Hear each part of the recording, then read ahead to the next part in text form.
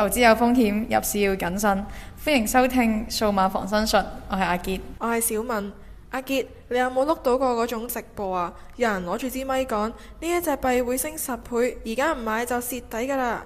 碌到過啊，但我就覺得真係咁好賺，佢點解要話俾我知啊？冇錯啦，今日我哋就有幸請嚟網絡詐騙調查員陳大文博士5分鐘嚟同我哋拆解下呢一個騙局。大家好。首先，我哋嚟聽一段模擬直播，俾大家感受一下實景。大家，呢一隻太空幣而家先1蚊咋？我有內幕消息，下星期大戶入場會升到10蚊啊，係足足10倍啊！名額淨係得100個咋，拎喺留言區3、2、1落單。哇！呢個倒數真係好有壓迫感啊！咁我哋而家就有請陳博士幫我哋拆解下騙局啦。首先，啱啱佢講嘅內幕消息到底可唔可信呢？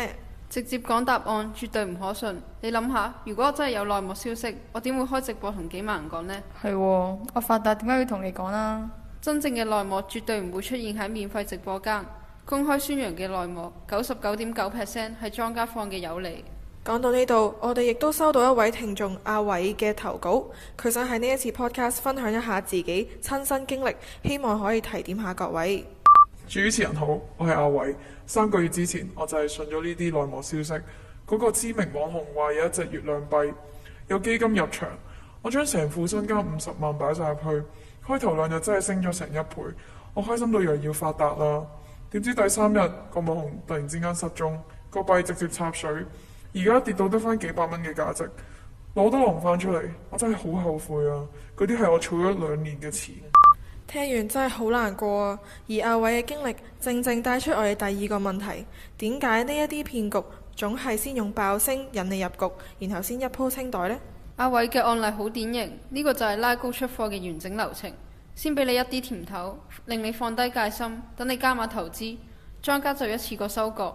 咁至於點解要強調限時同名額？係咯，點解要營造呢啲緊張感呢？呢個係心理戰術，錯失恐懼症。稀少再加埋緊迫，會令大腦停止思考，淨係掛住搶，忽略查證。就好似阿偉咁，見到價格升緊，聽到只係剩低100個名額，受咗線就將錢轉出去。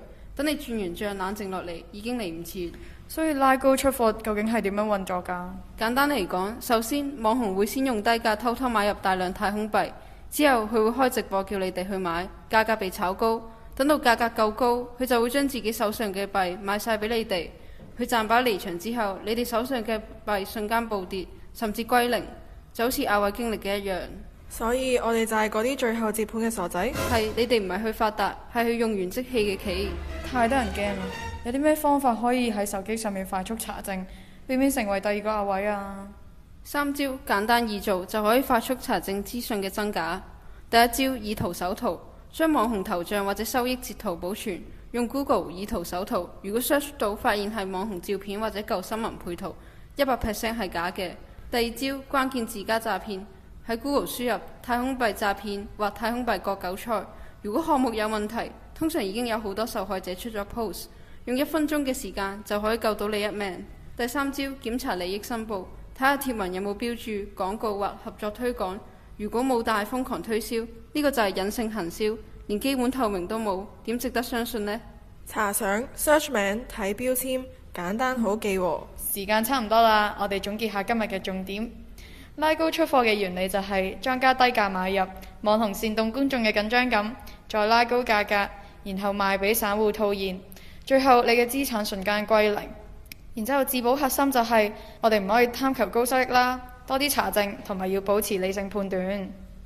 喺你衝動轉帳之前，要問自己3個問題：第一，佢點解話我知？第二，呢一筆錢冇咗，好似阿偉咁樣50萬積蓄瞬間蒸發，我承唔承受到呢？第三，佢除咗叫人買之外，呢一隻幣本身有冇實際嘅用途？歡迎留言同大家分享你遇到過嘅投資經歷，或者係點樣運用到今日學到嘅技巧，識破騙局。投資有風險，入市需謹慎，守住銀包，理性投資。感謝收聽，下集再見。